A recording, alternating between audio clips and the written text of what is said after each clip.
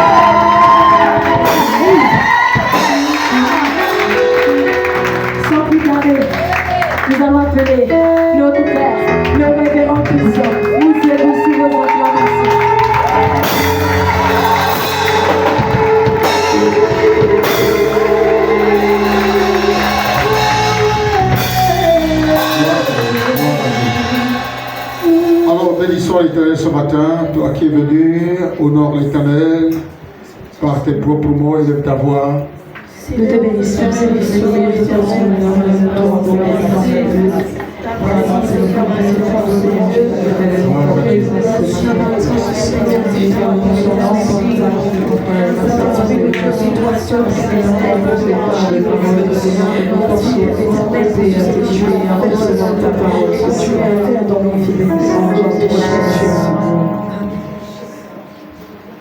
Amen.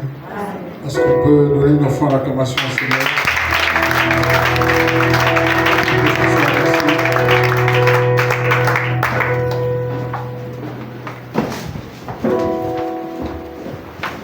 Alors, le pasteur est là.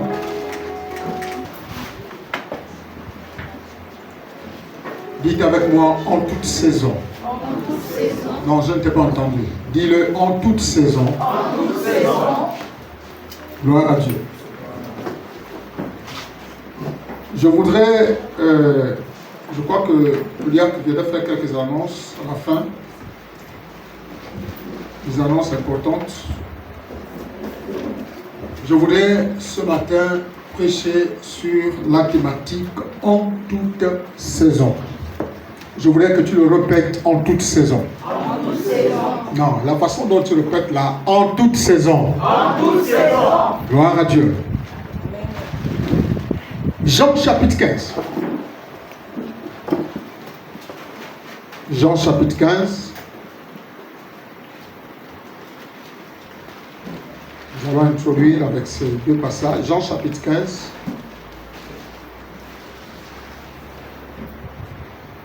Les versets 5 et 16.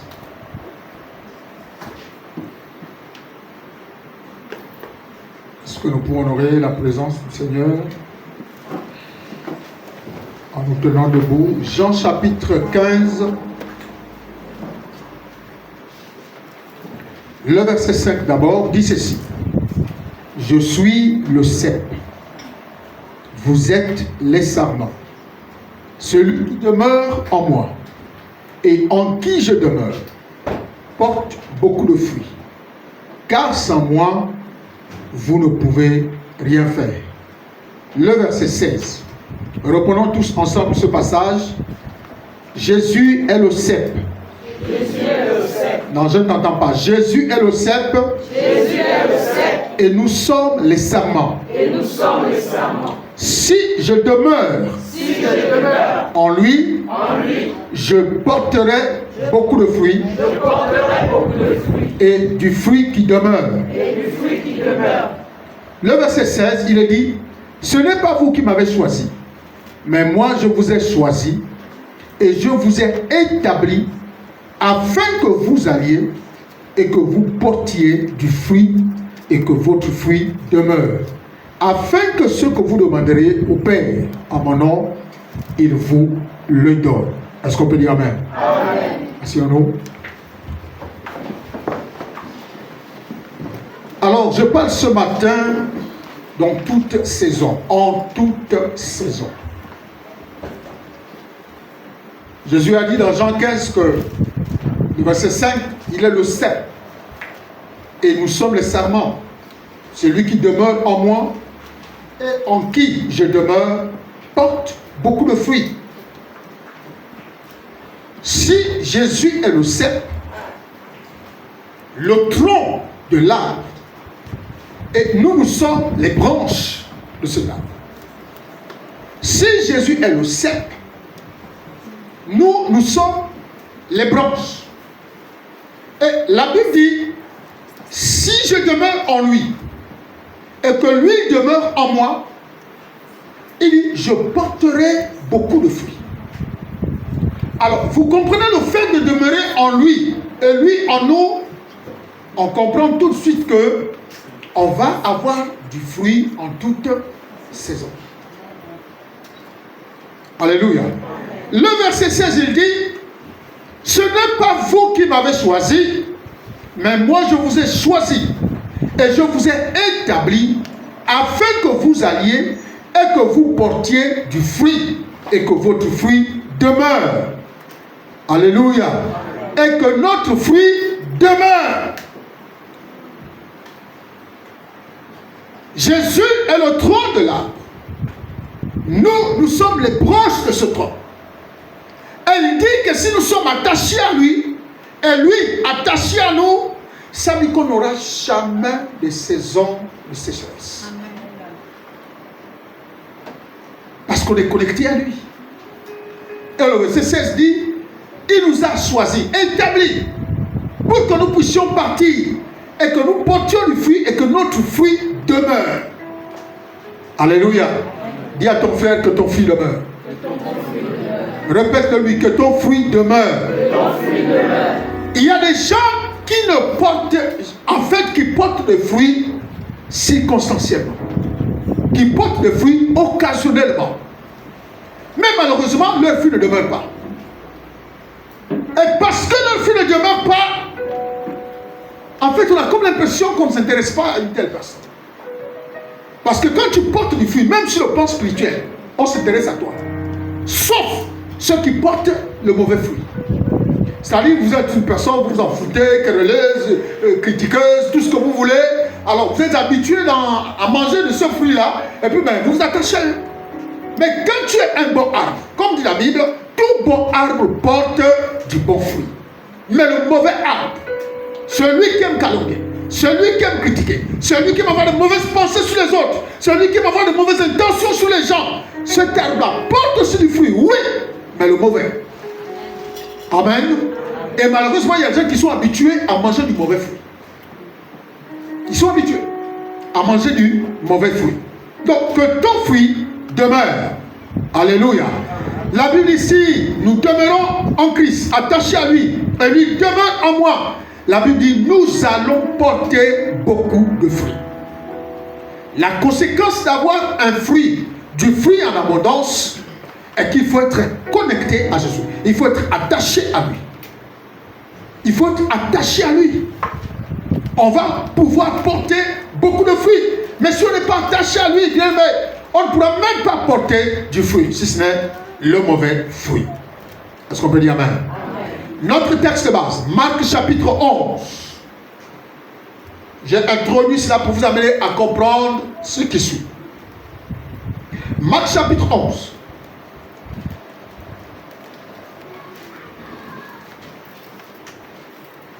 Marc chapitre 11. Les versets 12 à 14 et les versets 20 à 22. Marc chapitre 11, 12 à 14. Alors, je lis pour tout le monde. Le lendemain, après qu'ils furent sortis de Béthanie, Jésus eut faim. Dis avec moi, Jésus avait faim. Apercevant de loin un figuier qui avait des feuilles, il alla voir s'il s'y trouverait quelque chose. Et s'en étant approché, il ne trouva que des feuilles. Dites avec moi, Jésus n'a trouvé que des feuilles. Alors, prenant la parole, il dit que jamais personne ne mange de ton fruit. Et ses disciples l'entendirent. Le verset 22, le verset 20, autant pour moi, à 22. Le matin, en passant, les disciples virent le figuier séché jusqu'aux racines. Pierre, se rappelant ce qui s'était passé, dit à Jésus, Rabbi, regarde le figuier que tu as maudit a séché. Jésus prit la parole et leur dit, ayez foi en Dieu. Est-ce qu'on peut dire amen? Amen. Alors, Jésus se trouve face à une situation. Il sort de Béthanie. Et en sortant de Béthanie, il avait faim. Parce que Jésus n'était pas un extraterrestre sur terre. Il était humain. La même fatigue, la même faiblesse. Tout ce que tu peux ressentir, les mêmes émotions, lui, il les ressentait également. Donc, malgré le fait qu'il était fils de Dieu, mais sur terre, il était homme. Il était homme. Donc, il mangeait comme tous les hommes. Il respirait, il marchait, il allait aux toilettes. Il faisait tout ce que les humains font. Et il vivait également tout ce qu'un humain peut vivre. Mais ce jour-là, il sort de Béthanie. et il a faim. Alors, la Bible dit, apercevant de loin un figuier, il se rapproche du figuier. Et lorsqu'il se rapproche du figuier, avec quelle intention? De pouvoir savoir, de pouvoir prendre du fruit s'il en possède. Mais lorsqu'il arrive, la Bible dit, il n'a point trouvé de figues. Il a seulement trouvé un arbre avec plein de feuilles. Alors, dans une colère de n'avoir pas mangé, il a pris la parole. Il a dit que jamais plus personne ne mange de ton fruit. Vous voyez, l'expression qu'il utilise, il ne dit pas je te maudis. Il ne dit pas je te maudis. Il dit que plus personne ne mange de ton fruit. Prenant la parole, il lui dit que jamais personne ne mange de ton fruit. C'est terminé. Ça veut dire que personne ne pourra plus manger de ton fruit. Il ne lui a pas dit je te maudis parce que tu ne m'as pas donné, je n'ai pas trouvé du fruit en toi. Je te maudis. Alors qu'est-ce qu'il fait? Il prend cette parole. Il dit que plus jamais personne ne mange de ton fruit. Alléluia. Alors, qu'est-ce qu'il fait? Ils s'en vont. La Bible dit les disciples l'ont entendu sortir cette parole. Le verset 20. Donc, le lendemain, en passant, les disciples se rendent compte que le figuier avait séché. 24 heures plus tard, le figuier a complètement séché jusqu'aux racines. Et Pierre se rappelle ce qui s'était passé. Dit à Jésus, Seigneur, Rabbi, regarde, le figuier que tu as maudit a séché. Jésus prit la parole et leur dit, ayez foi. Jésus n'est pas surpris. Parce que ce qu'il dit s'accomplit. Ceux qui sont surpris, ce sont ses collaborateurs qui sont surpris. Amen. Alors, lorsqu'on revient au verset 5, Jésus met l'accent sur l'infertilité, l'incapacité à ce figuier de produire. Il met l'accent sur l'improductivité de ce figuier. Mais comment Jésus, sachant qu'on n'était pas encore dans la saison des figues, lui, il le savait. Mais comment peut-il aller maudire un figuier qui n'est pas dans sa saison de productivité? Comment peut-il aller maudire ce figuier? C'est comme une sorte de justice. Je ne suis pas dans ma saison, tu viens me maudire. Comment est-ce possible? Alléluia. Alléluia. Le problème avec Jésus, ce n'est pas que Jésus, Dieu, le Seigneur veut que nous soyons dans la saison de productivité. C'est pourquoi vous voyez, beaucoup de personnes deviennent après faibles, deviennent incapables, deviennent affaiblies, deviennent paresseuses, deviennent découragées. Pourquoi? Parce qu'elles attendent toujours leur saison. Alors que Jésus n'a même pas besoin que nous puissions attendre les saisons. Et là, les collaborateurs qui sont surpris, ne se rendent même pas compte que quand Jésus part à ce figuier, que plus jamais personne ne mangera de tes figues, même les collaborateurs ne comprennent pas. Ils ne comprennent pas, ils ne savent même pas que la saison est là. Pendant que Jésus est en train d'arriver, la saison est là. Pendant que Jésus est en train de passer, la saison est là. Mais pour que nous soyons des figues qui portent des fruits en toute saison, il faut que nous soyons connectés à Jésus. Alléluia. Il faut qu'on soit connecté à lui. Si on n'est pas connecté à lui, bien aimé, nous ne porterons jamais les fruits. Même si on porte des fruits, mais notre fruit ne va jamais demeurer. Beaucoup de personnes se découragent. Pourquoi? Parce qu'il leur manque de réserve. Elles n'ont pas de fruits. Elles n'ont pas de fruits. Elles n'ont pas de fruits en abondance. Les personnes se découragent parce qu'il qu'il leur manque cette abondance de fruits. Elles n'ont pas de fruits en toute saison. Elles ont des fruits saisonniers. C'est-à-dire, chaque fois que c'est la saison, est-ce que quelqu'un va dire, c'est d'abord votre temps, allez-y. Et quelqu'un qui ne porte pas beaucoup de fruits.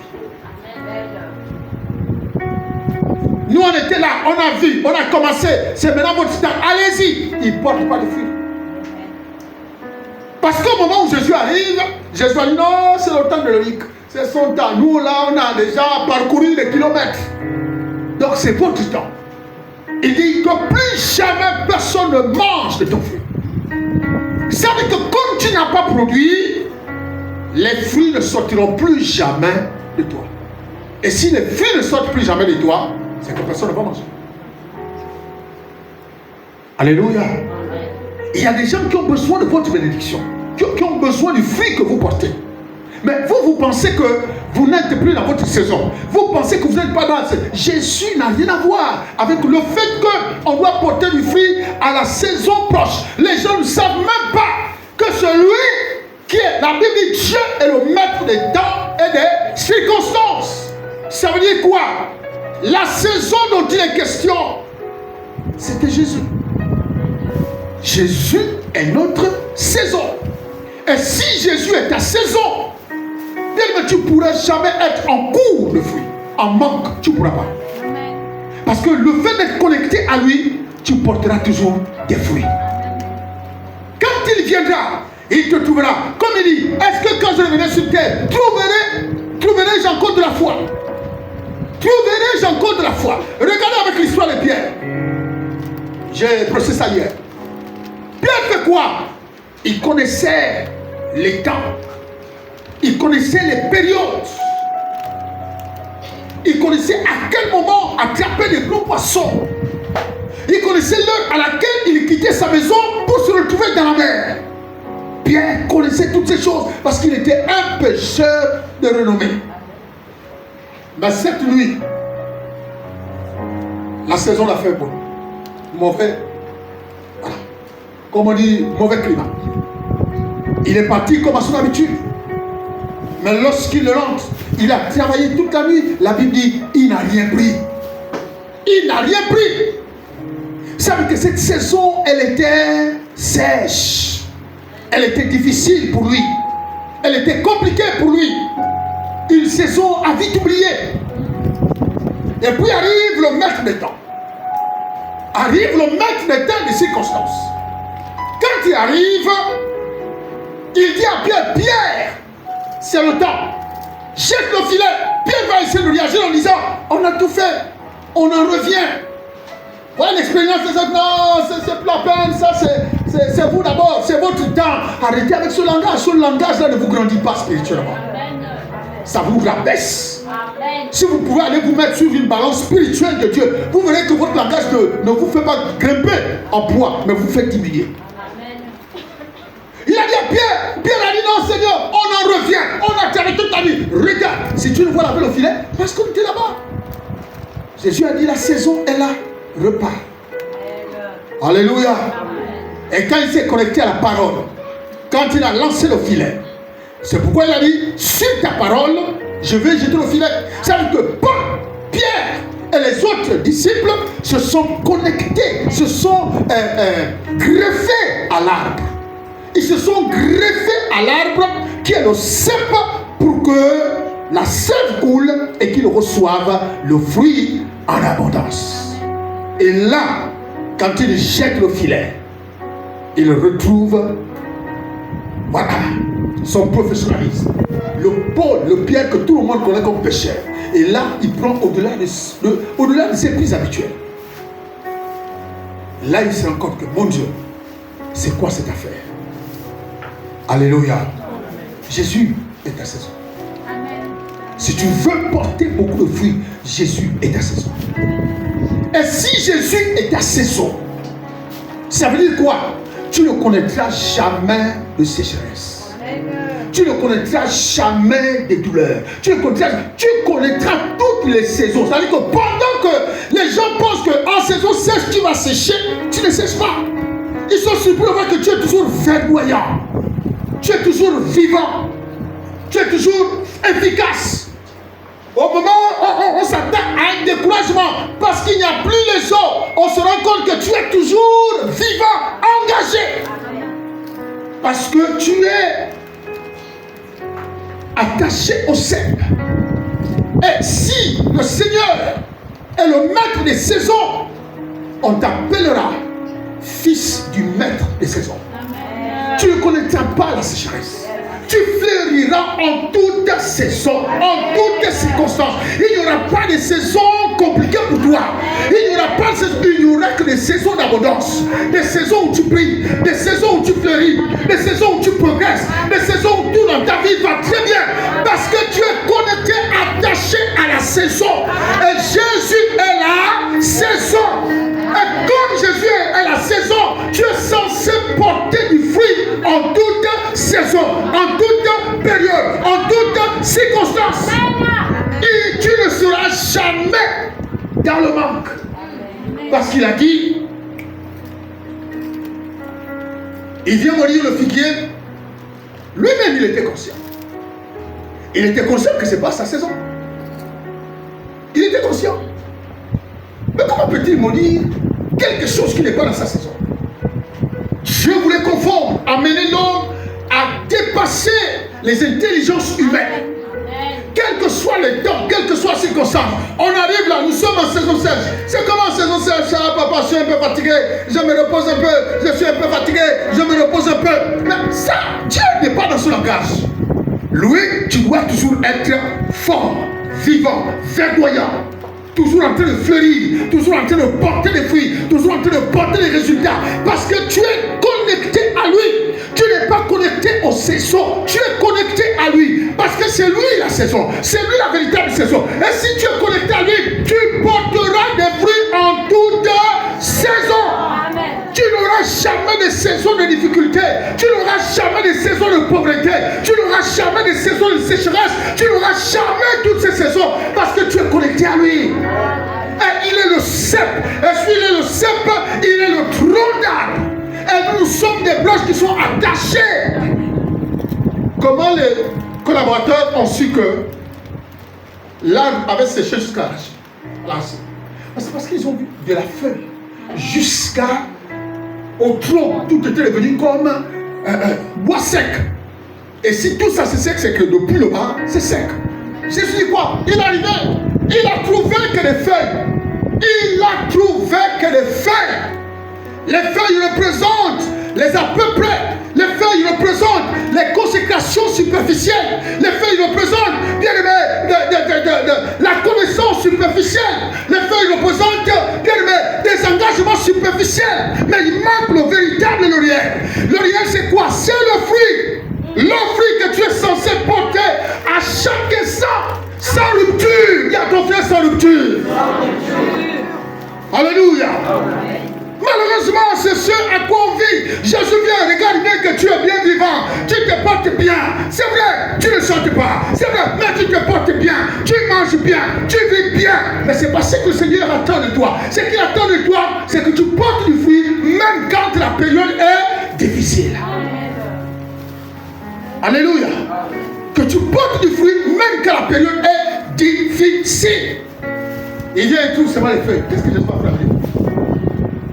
Qu'est-ce qu'il fait avec les feuilles? Dieu veut manger. Il veut se nourrir du fruit qui est sur toi. Alléluia. Bien-aimé, je vous dis la vérité. C'est pourquoi vous voyez, vous savez, quand certaines personnes prêchent ou quand certaines personnes parlent, on dit les trop dur. Ils ne connaissent pas les problèmes des gens. Allez demander au figuier s'il a dit ça à Jésus. Allez monter, remonter, redescendre. Allez demander au figuier. Vous allez voir que le figuier va dire, frère, l'affaire là, moi je pensais que je vais toujours porter un fruit à ma saison. Mais ce jour-là, j'ai appris une leçon. Il te dira que ce jour-là, j'ai appris qu'il faut porter le fruit à tout moment. Parce que le Seigneur peut arriver d'un moment à l'autre. Au moment où tu ne t'attends pas, il vient. J'ai besoin du fruit, j'ai besoin de toi. Non, il m'a attristé, il m'a fait mal, ça m'a touché. Il n'a pas du fruit en réserve. Il n'a pas. le peu qu'il a, il dit que votre vie demeure. Demeurer, ça veut dire rester. Ça doit être avec vous. Ça doit marcher avec vous. Ça doit dormir avec vous. Vous deviez vivre avec ça. Non seulement que vous soyez dans l'abondance, mais que vous portiez beaucoup de fruits. C'est pourquoi dans la vision de vie abondante, il dit, le voleur ne vient que pour dérober, égorger et détruire. Moi, je suis venu afin que vous ayez la vie. La vie d'abord. Et que vous soyez dans l'abondance. Non, ce n'est pas l'abondance de la vie. C'est l'abondance des biens. Que vous soyez dans l'abondance. Elle a dit, si tu demeures à moi et que moi je demeure en toi, vous porterez beaucoup de fruits. Alléluia. Amen. Il arrive, il trouve seulement le fruit. Il trouve quoi? Il trouve seulement si tu dis à quelqu'un, en tout cas, bon, toi, c'est pas la peine, reste là où tu es. Les gens ne comprennent pas le problème des gens. Quand on explique les autres, les gens deviennent des philosophes. Les gens deviennent des philosophes. Après, tu vas voir, on va commencer à balancer les statues. Dieu, il est le seul qui te comprend. Les autres ne te comprennent pas juste parce que tu lui as parlé. Juste parce que tu lui as parlé. Dieu est le seul qui ne va jamais t'abandonner. Dieu est le seul qui ne va jamais... il est le seul qui te comprend. Juste parce que tu l'as dit, toi aussi. Alléluia. En toute saison, je dois porter des fruits. Alléluia. Dis à ton frère en toute saison. Cela révèle l'incapacité. L'incapacité de produire. Cela révèle, bien aimé, la stérilité de beaucoup qui ne produisent jamais rien, qui n'ont rien, qui ne produisent pas, mais qui sont toujours là, verdoyants. C'est pourquoi vous voyez, dans un autre passage de la Bible, il a dit qu'il est venu le maître, il a regardé. Pourquoi ce terme ne porte-t-il pas de fruits? Il a dit, il faut le couper, il faut le couper. C'est le maître, le vigneron, le responsable de l'arbre, le responsable, le pasteur qui est sous l'autorité, qui est le responsable de cet ancien, et qui vient dire, Seigneur, laisse-le encore cette année. Je vais travailler autour de lui. Je vais travailler autour de lui. Si malgré l'action que je vais faire, quand tu reviendras dans un an, si tu trouves qu'il est pareil, coupe-le. Alléluia. Dieu n'a rien à voir avec combien s'asseoir ce matin. Dieu veut qu'on porte des fruits. L'objectif du croyant, c'est de porter des fruits. Quand tu as cru en lui, tu dois porter des fruits. Et tes fruits doivent être perceptibles. Tes fruits doivent demeurer. Il a dit, si malgré tout ce que je veux faire, si sa vie ne change pas, alors tu es libre de le couper. Amen. Parce que Dieu ne veut pas la stérilité. Dieu ne veut pas que l'on soit stérile. S'il voulait manger ce terre parce qu'il sait qu'on est fécond. Il sait. Il sait qu'on est capable de produire du fruit. C'est pourquoi il allait. Malheureusement, quand il y va, il n'y a rien. Mais il sait que ce n'est pas sa période. Ce n'est pas sa période. Il est le Dieu des temps et des circonstances. Le Dieu des saisons. Il connaît tout. Alléluia. Si tu es attaché à lui, tu ne vas jamais souffrir de sécheresse. Alléluia. Si tu es attaché à lui, tu ne vas jamais avoir une saison bizarre. Parce que tu es connecté à lui. Tu es connecté à lui. Tu es attaché à lui. Et le fruit coule. Le fruit coule pendant que tu penses que on est déjà en saison sèche. Il faut que je m'apprête. La pauvreté va arriver. Non. Donc, ça dit que c'est le raisonnement des personnes qui n'ont pas de foi. C'est pourquoi il a dit à ses collaborateurs, ayez foi en Dieu. Point final. Ayez foi en Dieu. Mais nous, on fait quoi? On fait des calculs. Encore ça, non, si je ne fais pas ça, non, si je ne fais pas comme ça. Dieu n'est pas dans les calculs. Dieu veut que tu manifestes la foi. Amen. La foi, c'est quoi? C'est je crois. Malgré ce que je vois, je suis connecté à la bonne saison. Amen. Et Jésus est ta saison. Amen. Alléluia. Amen. Et si Jésus est ta saison, frère, ta vie ne peut pas être la même. Tu porteras du fruit en toute période, en toute saison. Alléluia. Amen. Dis avec moi, je refuse d'être stérile. Je refuse d'être stérile. Non, dis-le de tout ton cœur, je refuse d'être stérile. Je refuse d'être traité pour incapable. Je refuse d'être improductif. Je suis connecté à Jésus. Jésus est ma saison. Je porte les fruits en toute saison. Je porte les fruits en toute saison. Au nom de Jésus.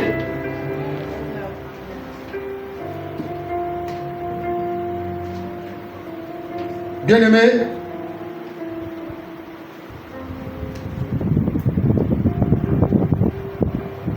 si nous voulons toujours penser qu'il faut attendre une période, pour le moment je souffle un peu, pour le moment je me repose un peu, pour le moment je crois qu'il faut que je me mette à l'écart d'abord, parce que j'ai peut-être trop travaillé. Évaluez-vous souvent dans l'église. Est-ce que véritablement vous avez été à l'œuvre, vous avez vraiment travaillé et qui mérite par exemple un repos? Venir à l'église, ce n'est pas un travail. Parce que tu sors. Tu sors, tu vas à l'école, tu vas au travail, tu vas rendre visite aux gens. Les mêmes sorties que tu fais là. Toi, ta sortie, c'est quand tu viens à l'église. Donc, tu ne peux pas dire que j'ai envie de me reposer un peu tant que tu ne travailles pas. Celui qui a droit au repos, c'est celui qui travaille. C'est celui qui s'investit pour une activité. Mais toi, tu ne t'investis à rien. Et tu dis par exemple que bon, je veux me reposer. Hein? Tu disparais, c'est comme un peu trop fatigué. Mais non, frère. Non. Si tu es connecté au cep, si tu es connecté au cep, tu seras arrosé. Parce que la vie qui coule en lui va traverser ton corps. La sève là va te nourrir. La sève de l'esprit qui coule en lui va te nourrir. Parce que c'est la sève qui fait vivre chaque branche d'un arbre. Et si tu n'es pas connecté, tu vas sécher. Tu vas sécher. Tu vas sécher. Et vous savez que quand on sèche, on trouve toujours beaucoup de raisons. Quand on sèche, on trouve toujours beaucoup de raisons. On imagine tellement de choses maintenant sur nous. On pense que les gens pensent que les gens disent que. Là, c'est quand on a séché. Et personne ne va se rendre compte que non, là, j'ai séché. Il faut que je me remette à l'évidence. Non. Vous n'aimez pas expliquer les gens. Quoi? Parce que je ne suis pas venu, donc je suis déjà tombé. Tu es tombé. Tu es tombé. Dis à ton frère, tu es tombé. Alléluia. Écoutez, frère. Si Jésus est allé restaurer le temple, c'est parce qu'il savait que c'est là où venait le peuple. Le peuple venait là. Le peuple venait entendre la parole là. Le peuple venait offrir des sacrifices là. Adorer l'Éternel dans le temple. Alléluia. Amen. Mais on a besoin de cette communion fraternelle. On a besoin de cette communion fraternelle. Et c'est important. C'est pourquoi on ne porte pas beaucoup de fruits. Dès qu'on a porté, on est en période de mangue maintenant. Dès qu'il y aurait 5 mangues, 10 mangues là, quand les petits là vont voir se mettre un peu gros comme ça, ils vont commencer à lancer, quand ils meurent, ça devient mieux. Et dès que c'est tombé là, c'est fini. Et c'est comme ça que beaucoup vivent. Dès que le peu de fruits qu'ils avaient tombe, c'est fini. Ils sont découragés. Il faut attendre encore 1 an pour que ce fruit revienne. Jésus veut que nous puissions porter du fruit en toute saison. En toute saison. En toute saison. Alléluia. Alléluia. Amen. Alléluia. Amen. Donc refuse. Il faut refuser d'être stérile. Il faut refuser d'être stérile. Tu es connecté à Christ? Oui. Tu es connecté à Christ? Oui. Porte du fruit. Amen. Porte du fruit. Et ton fruit doit se voir, doit se ressentir. Porte du fruit. Quand tu portes du fruit en toute saison, c'est pourquoi vous voyez, dans le royaume des cieux, Adam se nourrissait de tous les arbres du jardin. Ça veut dire quoi? Ça veut dire que ces arbres-là ne connaissaient jamais la sécheresse. Amen. Pourquoi? Parce qu'il était dans l'ancrage même de la présence de Dieu. Il était là-dedans. Et les arbres du jardin ne connaissaient pas, non, c'est plus l'époque des mangues, c'est plus l'époque des oranges. Il y avait du fruit, tous les arbres étaient bondés de fruits. Quand Adam mange le lendemain, c'est un autre qui vient. Quand Adam mange le lendemain, c'est un autre qui vient. Mais dès qu'il s'est désolidarisé, dès qu'il a commencé à écouter le diable, tous les fruits qu'il avait là, il les a perdus. L'abondance qu'il avait là, il a perdu ça. À cause de quoi? D'avoir écouté le diable. D'avoir écouté le diable, il a perdu les fruits qu'il avait. Il a perdu la bénédiction en abondance qu'il avait. Il a perdu cela. Et c'est resté comme ça. C'est pourquoi vous voyez, la Bible dit, Dieu a mis des anges, des chérubins protecteurs, des archanges autour des portes qui amènent vers Éden, pour empêcher que l'homme déchu ne retourne encore aller manger. Maintenant, pour avoir de ce fruit-là, il faut qu'on se connecte maintenant à Jésus. Si tu ne te connectes pas à Jésus, tu ne peux pas avoir ce fruit. Tu es obligé maintenant de t'attacher à lui, te connecter à lui, pour avoir ce fruit-là. Alléluia. Alléluia. Dis encore avec moi, je refuse d'être stérile. Je refuse d'être stérile. Dis, je proclame et prophétise. Non. Vous savez, ce qui est bien avec nous, c'est quoi? C'est qu'on aime des messages qui nous font du bien. Dès que le message nous bouscule là, même parler, on n'arrive plus à parler. Même parler, on n'arrive plus à parler. Pourquoi? Parce que déjà, on est touché. Là, c'est sûr que le pasteur, c'est moi qui le vise. Je ne vise personne, je parle à tout le monde. Si tu ne portes pas du fruit, bien aimé, tu seras en disette. Tu seras en manque. Tu auras des difficultés. Parce que toi, tu attends la saison.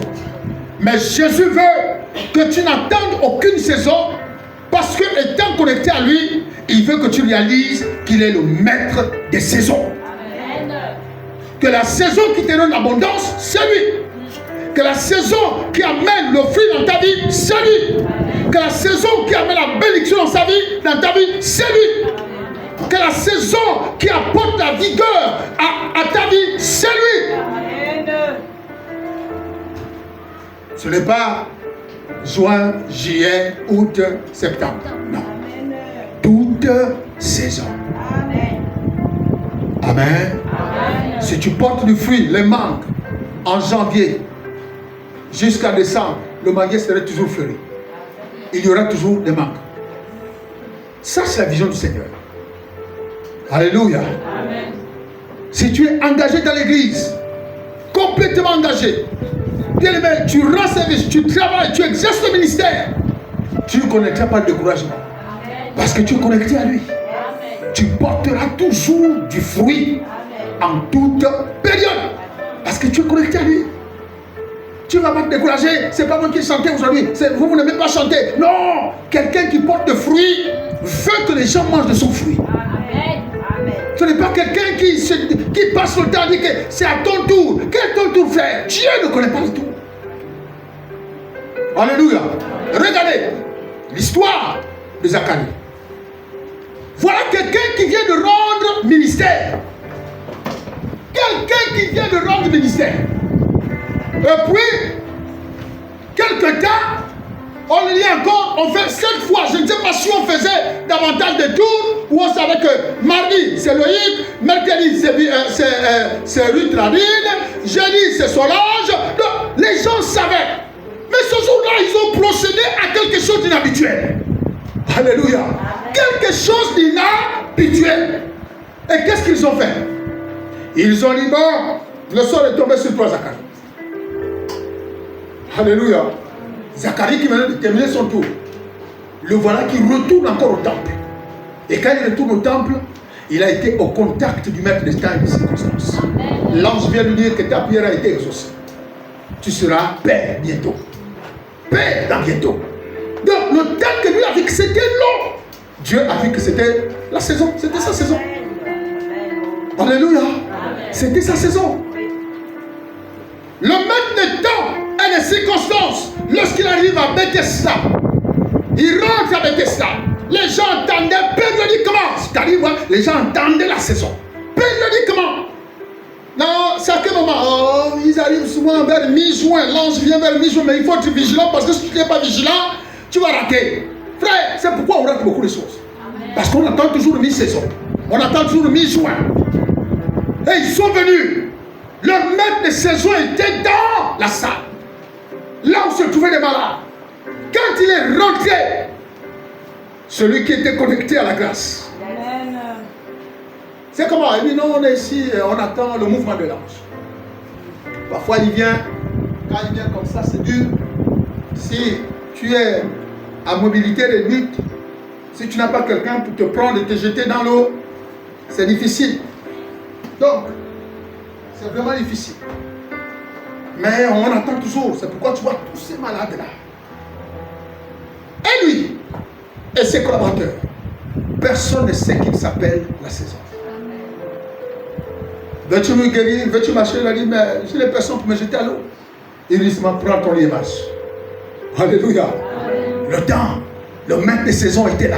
Amen. La saison était là. Et il a obtenu sa guérison. Amen. Tant que Jésus est à saison, ton miracle viendra. Amen. Tant que Jésus est à saison, tes bénédictions viendront. Amen. Tant que Jésus est à saison, ta délivrance germera. Amen. Tant que Jésus est à saison, tu ne connaîtras jamais la maladie. Amen. Même si la maladie vient, mais bien aimé, la maladie ne peut pas cohabiter là où se trouve le maître des saisons. Amen. Elle va s'en aller, elle va partir.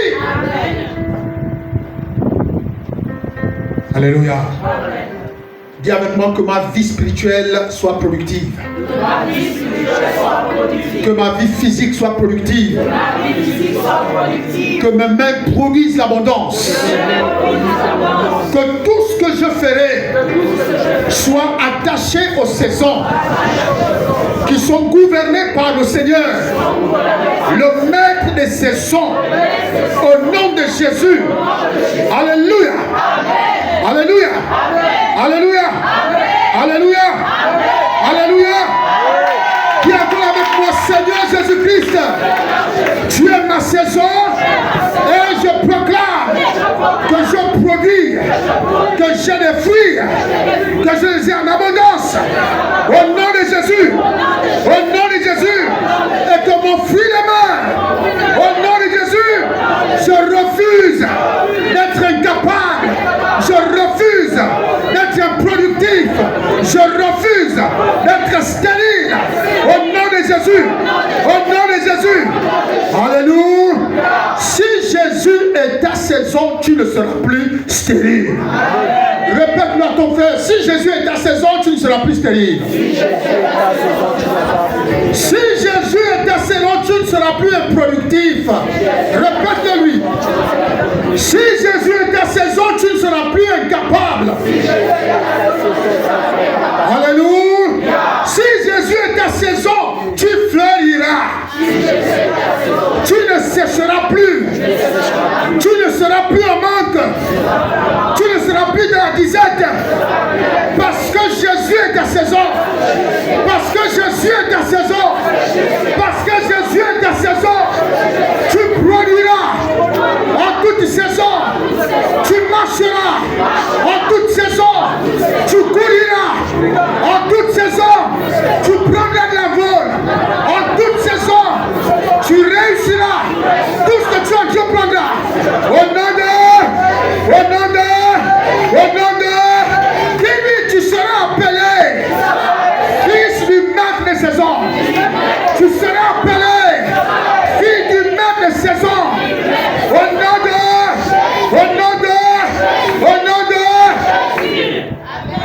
Tu ne peux pas être connecté à celui qui est le maître des saisons et passer du temps à souffrir.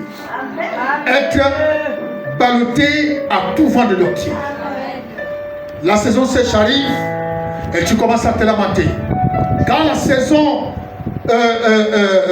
de septembre arrive, tu commences à te plaindre, à te lamenter. Les enfants vont aller à l'école comment? Comment les choses vont se faire? Comment les choses vont se faire? Moi que vous voyez, j'ai une capacité à me contenir. Lorsque des problèmes là, même quand je sens que c'est difficile et compliqué. Alléluia.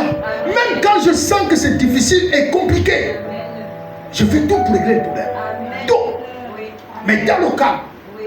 Dans le calme. Parfois, je dis, mais si personne n'a les cahiers, on pose.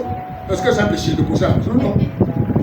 Parce que si on commence, tu me dis, maman, il ne faut pas mettre la pression. Parfois, c'est comme ça que je dis, ne me mets pas la pression. Tu me laisses tel que je suis. Alléluia. Parce que je sais que mon Dieu peut agir à tout moment. Il a cette capacité. Alléluia. Alléluia. Amen. Le maître des saisons. Tu dois faire confiance au maître des saisons. Quand tu portes du fruit, bien-aimé, c'est ce fruit-là qui te met dans un état d'équilibre, de stabilité. Pourquoi? Parce que tu sais que tu as quelque chose en toi. Tu n'es pas en manque. Même si physiquement tu as l'impression d'être en manque. Alléluia. Bien-aimé, Jésus est le maître des saisons. Alléluia. Il est le maître des saisons, frère. C'est pourquoi vous voyez même quand Pierre avait la grâce de recevoir Jésus, il a pêché, il a eu du poisson. Mais quelque temps après, quand Jésus avait dit reste calme, sois connecté à la grâce. Sois connecté à la grâce. Mais Pierre, après un moment donné, non, la grâce là, depuis la ça ne vient pas. Ça, quand il est mort, maintenant Jésus est mort. Tout ce qu'il m'avait promis là, c'est où? Il est parti maintenant, tout ce qu'il m'avait promis là, c'est où? Il n'y avait rien de tout ce que le Seigneur lui avait promis. Il dit, regarde, bon, écoutez, moi je me tourne, péché. Regarde aussi avec la faim. Vous savez, c'est là où le diable nous gagne, la faim, le besoin. L'autre avait dit, le pain, le plaisir et quoi? La faim, le pain, le plaisir. Vous ne savez pas ça. Vous ne savez même pas qui a dit ça. Vous, si vous avez demandé, Marie-Man a dit quoi? Le novelas, tu devais réciter ça. L'autre a dit la faim, le pain et le plaisir. Donc, c'est là où le diable nous gagne. La faim, les manquements. Et quoi? La pauvreté. Quand il sait que tu n'as rien, il vient te faire croire que ce que Jésus t'a connu depuis là, ça ne vient pas. C'est ce que Pierre a eu. Il a d'abord eu cette attitude. La première fois quand il est venu à Jésus, Seigneur, on a tout abandonné. Mais depuis qu'on te suit là, il n'y a rien, c'est compliqué. Ça, c'est la première fois. Jésus lui dit quoi? Pierre, c'est vrai ce que tu dis, mais sache que personne ne peut être attaché à moi. Personne ne peut avoir tout abandonné et ne pas recevoir ça ici sur terre. C'est impossible. Pourtant, présentement, au moment où Jésus parle, Pierre ne voit rien. Il meurt, il est ressuscité, il s'en va devant eux. Pierre ne lui rappelle même pas, Seigneur, Dieu est en train de monter, mais c'est que tu m'avais promis. Rien, frère. Il est bon, au revoir, Seigneur. Mais quand il reste, il tourne, il se tourne la tête. Là-bas, la femme appelle. Oh, Pierre, envoie les enfants. Mais il y a rien à manger, il tourne la tête. Il dit au gars, bon, écoutez-moi, je retourne pécher.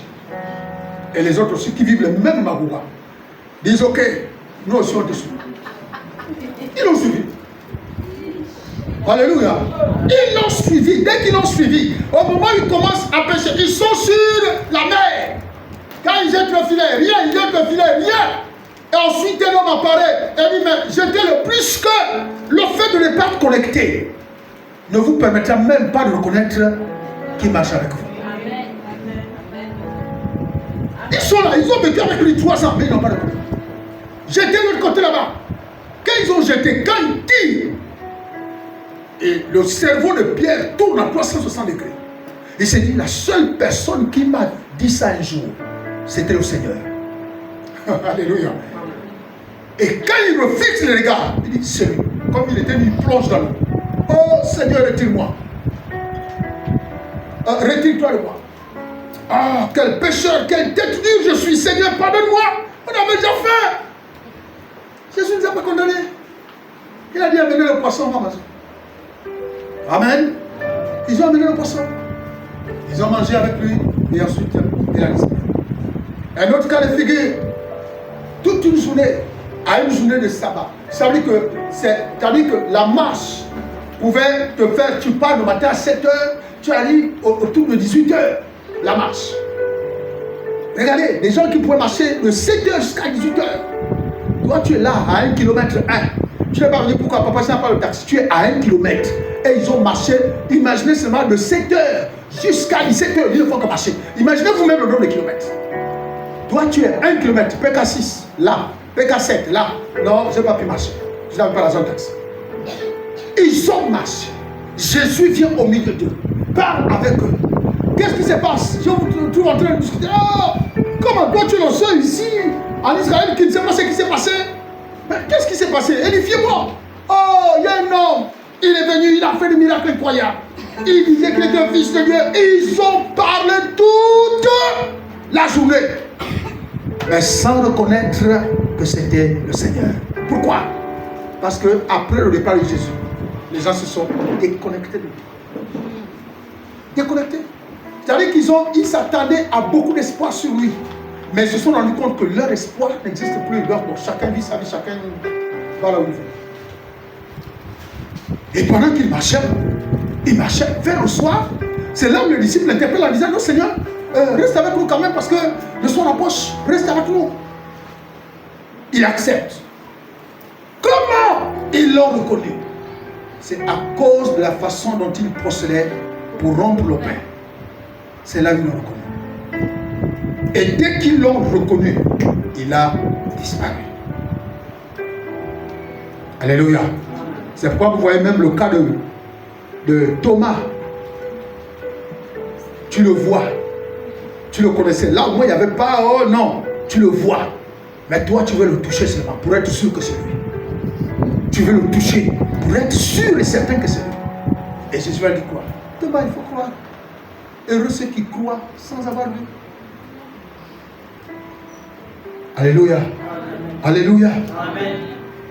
Donc, bien-aimé, tu ne peux pas sécher. Tu ne peux pas t'en court de la vie. Tu ne peux pas t'en manque. Bien-aimé, du fruit. Ça doit être en toi chaque instant, à chaque moment, chaque saison. Tu dois porter du fruit. Et quand tu portes du fruit à chaque saison, on peut sentir l'hardiesse, l'engouement, la volonté que tu as. Tu as ça. On va dire toutes les femmes, on convoque une réunion, toutes les femmes, soyez là, à la rencontre des femmes. Parce que tu es porteuse de ce fruit-là, on te verra là. C'est pas, tu vas trouver des justificatifs. Parfois tu es posé à la maison pénale, tu ne fais rien, mais tu ne réponds pas aux invitations. Ça c'est des gens qui ont un manque de fruits en abondance. Je parle de l'abondance. Parce que quand ton fruit abonde et demeure, bien aimé, tu es motivé pour les intérêts de l'œuvre de Dieu. Tu es motivé. Tu es motivé parce que le fruit te motive. Tu as quelque chose en toi. Tu as quelque chose que les autres ont besoin d'avoir de toi. Tu possèdes ça. Et tu es motivé. Rassemblement des jeunes. Non, nous sommes seulement les jeunes. La Bible dit nous sommes vainqueurs. Quel vainqueur? Quel vainqueur? Tu es vainqueur en quoi? Tu n'arrives pas à vaincre l'adversité. C'est certain que tu vas vaincre. Tu n'arrives pas à vaincre des petits soucis, des petites calomnies. C'est des mots que tu vas vaincre. Quel mot tu peux vaincre? Si tu n'arrives pas à dominer sur ce qui te calomnie, si tu n'arrives pas à dominer sur les petites difficultés que tu rencontres, quel démon tu vas vaincre? Quel démon? Le démon est encore un peu plus supérieur que la calomnie de quelqu'un, que les difficultés. Porte du fruit.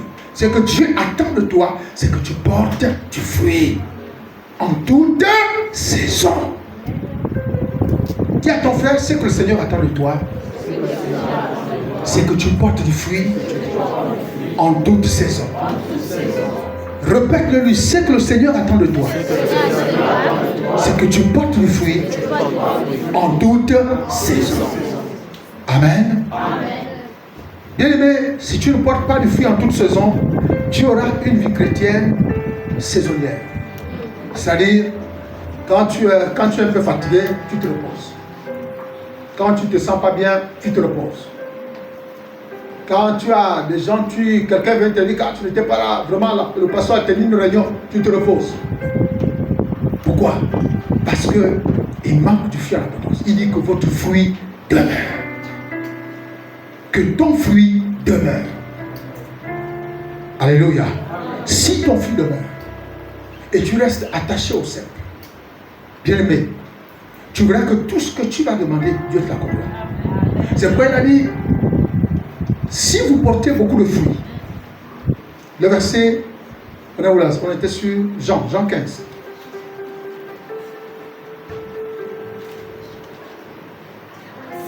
Jean 15, le verset 16. La Bible dit, ce n'est pas moi qui vous ai choisi, ce n'est pas vous qui m'avez choisi, mais moi je vous ai choisi. Comme certaines personnes.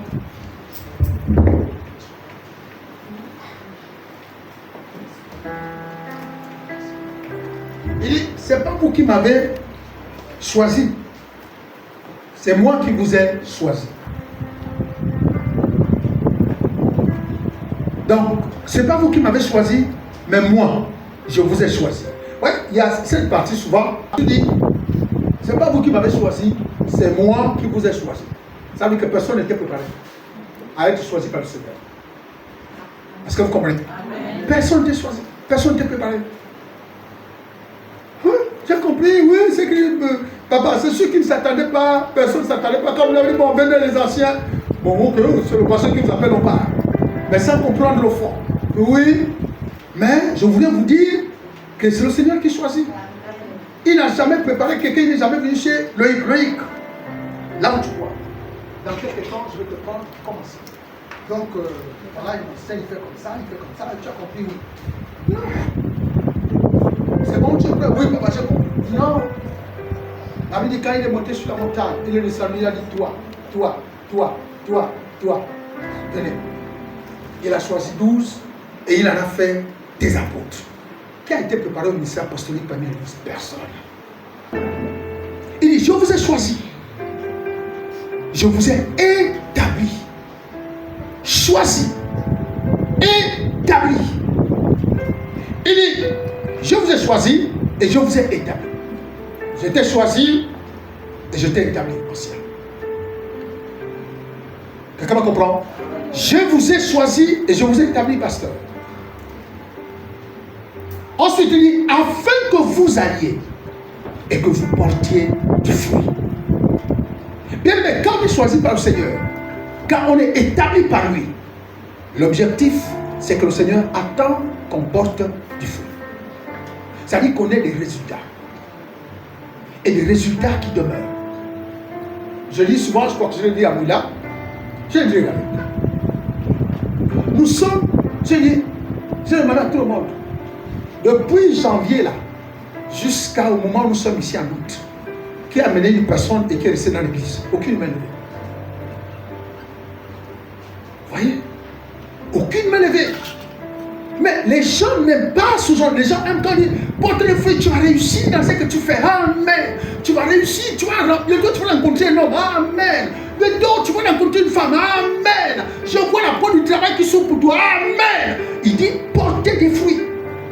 Personne n'a été gagné à Christ en 8 mois. À Moula. Et j'ai dit, tu veux ça là-bas. Dieu nous a suscité. Pas pour qu'on vienne, on appelle ça comme un crâner avec les cravates et avec les perruques. Dieu nous a suscité pour qu'on gagne des personnes à lui. Donc vous ne pouvez pas sentir ça comme un fardeau. Allez gagner une personne, sentez ça comme un... Venez évangéliser. Tellement des personnes en manque de fruits. Vous trouverez toujours des personnes qui ne viennent pas. Mais ceux qui ont le fruit seront toujours là. Amen. Seront toujours là. Parce que leur fruit, c'est ce qu'ils vont donner aux gens. Toi, ton fruit, c'est pour toi-même. Et personne ne mange même plus de ton fruit. Mais on est vivant, on est debout, on a le feu. On est vivant, on est debout, on a le feu. Gagner à Christ une personne, c'est ça aussi la capacité d'être fécond. La capacité d'être fécond quand tu enfantes, quand tu produis des âmes, quand tu as des âmes que tu gagnes à Christ, tu es fécond. Tu portes des fruits. Je suis évangéliste. Le Seigneur m'appelle à être évangéliste. C'est pourquoi même on entend même plutôt le ministère, quelqu'un qui a appelé un ministère évangéliste à l'église. C'est tout le monde vise un peu plus pasteur, prophète. À bien mon nom, c'est pasteur, prophète. Tu ne vas même pas entendre que quelqu'un va dire je suis évangéliste. Parce qu'on ne peut pas être évangéliste, il n'y a pas de résultat. Mais par défaut, nous le sommes tous. Parce que Jésus a dit, allez par tout le monde, prêchez la bonne nouvelle. Gagnez les personnes à Christ. C'est notre responsabilité. En toute saison. Voilà. Quand vous voyez la Bible qui dit, prêche la parole. Insiste. En toute occasion favorable ou pas. Ça veut dire que quelqu'un soit triste, que quelqu'un soit dans un deuil, que quelqu'un soit abattu, quelle que soit la saison, tu dois prêcher l'évangile. En toute occasion favorable ou pas. Prêche l'évangile. Gagne cette personne à Christ. Même si la personne s'énerve, tu as appris qu'avec la sagesse, c'est que la Bible te le commande. En toute saison, en toute occasion, en tout temps, en toute période, prêche l'évangile. Qu'elle soit favorable pour la personne, qu'elle ne soit pas, prêche. Qu'elle soit favorable pour toi ou qu'elle ne soit pas, prêche. Aujourd'hui, ce qui fait que beaucoup ont du mal à prêcher leur entourage l'évangile, c'est la manière dont vous vous comportez avec ces personnes. La manière dont vous vous comportez avec ces personnes vous trahit et vous empêche de constituer un obstacle pour leur prêcher l'évangile. Tu es à la maison, tu es isolé avec eux. Non, si tu es rancunier, même au bureau, à l'université, partout où tu es rancunier. Tu auras quelle est la porte qui va s'ouvrir encore à toi avec la personne pour dire non, tu vois, je peux t'inviter à l'église. Qui toi-même qui va à l'église, tu es rancunier. Qui viendra, qui va te suivre? Alléluia. C'est pourquoi beaucoup de personnes ont du mal à prêcher. Ce n'est pas comme ils n'ont pas dit. Et vous avez des amis en toute occasion. Ça, c'est la première chose. C'est-à-dire le caractère, le comportement, la manière dont vous vous comportez avec eux. Deuxième chose, c'est quand vous faites des coups fourrés ensemble. Vous ne pouvez plus inviter cette personne à l'église. Parce que vous êtes déjà vendu. Vous avez déjà vendu votre identité, votre image. Vous ne pouvez plus. Vous ne pouvez plus. Et même quand vous marchez ensemble, quand vous faites les choses ensemble, c'est des personnes qui me disent non, moi je ne savais pas que les chrétiens pouvaient boire comme ça. Et pourtant, vous êtes des combis. Mais c'est après, non, je ne pensais pas. Après, quand même, non, les chrétiens ne boivent pas. Non, quel chrétien qui ne boit pas. Moi, j'ai ma collègue. Quand tu bois la bière là, comment tu dis qu'elle ne boit pas? Les chrétiens ne boivent pas. Parce que tu as déjà vendu ton image. Et tu vas encore prêcher l'évangile comme une telle personne. Le témoignage. Ce que nous faisons, la manière dont nous vivons, la manière dont nous comportons avec les autres peut nous empêcher d'être féconds. Amen. Amen. Vous savez, dans ce qui est la stérilité, en dehors de la stérilité primaire, c'est comme ça que ça se dit, naturelle, c'est-à-dire ceux qui n'ont jamais fait des enfants. Hein? C'est ça, non? Puisqu'on parle de la stérilité secondaire, hein? Quelqu'un qui n'a jamais fait des enfants. Stérilité secondaire, c'est quelqu'un qui a déjà fait au moins une fois un enfant et puis pouf, c'est fini, depuis là, il ne fait plus d'enfants. Alors, toutes ces choses-là, pour être stérile, il y a des choses, il y a des raisons. Médicalement, on va te dire peut-être que tu as trop de graisse, ou trop de bonbons, ou trop de choses dans le corps, ou à cause de tes nombreux avortements que tu as fait, mais ça peut causer ça. Mais c'est la même chose. La même chose sur le plan spirituel. Ton témoignage, ton mauvais comportement, la façon dont tu te conduis avec les autres, peuvent être les éléments qui peuvent t'empêcher d'enfanter les enfants. Alléluia. Amen. Donc portons du fruit en toute saison. En toute saison. Alléluia. Amen. Et arrête d'avorter. En toute saison, arrête d'avorter. Viens par ta soeur, arrête d'avorter. Il n'a rien compris. Répète-le, arrête d'avorter. Alléluia. Donc bien aimé, le Seigneur a besoin que nous puissions porter du fruit. On peut vivre des moments difficiles, mais vous ne devez pas vous déconnecter à la grâce. Ne vous déconnectez pas à la grâce. Accrochez-vous. Attachez-vous. Tant que la vie continue de couler en lui, elle sera transférée. Amen. Vous savez, elle sera transférée à nous. Donc, soyons toujours agrippés là. Non, c'est pas le mot. Greffés. Soyons toujours greffés à cet arbre-là. Même si on s'était déconnecté, soyons greffés. C'est pourquoi on fait les greffes. C'est quoi les greffes qu'on fait plus là? Du cœur. C'est ça, non? Hein? Voilà. La greffe du cœur. Soyons greffés. Ça veut dire que quand on te fait la greffe d'un cœur, je ne sais pas comment ça se passe. Tu as comme l'impression que si on prend le cœur de quelqu'un d'autre, on met en toi, tu as comme l'impression que c'est cette personne-là qui vit. elle vit pour toi. Est-ce que vous comprenez? Elle vit pour toi. C'est pas qu'elle vit en toi, mais elle vit pour toi. Ça, c'est grâce à son cœur, à lui qui est à l'intérieur, que tu vis. La personne vit pour toi. Donc, bien-aimé, le Seigneur veut que tu portes du fruit en toute saison, sans tenir compte des circonstances. Les circonstances, les problèmes, les difficultés, les tempêtes viendront toujours, mais vous devez être attachés. C'est pourquoi vous voyez quand la tempête avait soufflé, bien-aimé, Jésus avait dit, mais calmez-vous, je suis là dedans, je suis le maître des tempêtes, je suis le maître des temps. Comment vous pouvez paniquer? Moi-même, je suis là. Il a pris l'autorité, il a calmé la tempête. C'est le maître, c'est celui qui commande toutes ces choses-là. Il a calmé la tempête. Comment on peut avoir le maître? On s'inquiète, on se lamente, on ne respire plus, on ne vit plus, on ne parle plus bien aux autres, on ne répond plus bien aux autres, tout ça, etc. Non, frère, le maître des temps, il est avec toi dans la barque. Le maître des temps est avec toi dans ta maison. Le maître des saisons est avec toi. Il est en train de passer devant toi. Le figuier, c'est devant toi que le maître passe. C'est toi le figuier. Et le maître passe devant toi. La saison véritable passe devant toi. Alléluia. Bénissons Dieu pour ça.